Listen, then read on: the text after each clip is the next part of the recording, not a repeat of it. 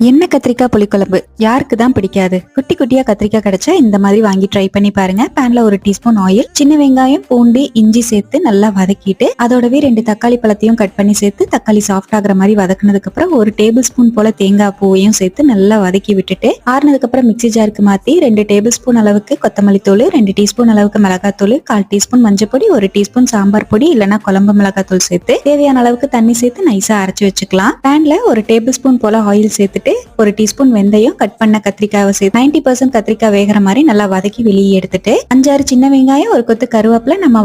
வதக்கி அரைச்ச மசாலா, 1 நெல்லிக்காய் சைஸ் அளவுக்கு புளியை கரைச்சு சேர்த்துட்டு குழம்புக்கு தேவையான அளவுக்கு 1 கப் அளவுக்கு மட்டும் தண்ணி சேர்த்து தேவையான அளவுக்கு உப்பு சேர்த்து நல்லா கலந்துட்டு 10 நிமிஷம் போல மீடியம் ஃபிளேம்லயே வச்சு குழம்பு நல்லா கொதிக்க வச்சுக்கலாம். புளியோட பச்சை வாசம் போனதுக்கு அப்புறம் வதக்கி வச்சிருக்கிற கத்திரிக்காயையும் சேர்த்து நல்லா குழம்போடையே வேக வச்சு எடுத்துக்கலாம். பெருங்காய பொடியையும் பச்சை கருவேப்பிலையையும் சேர்த்து நல்லா கலந்துட்டு சூடான சாதத்துல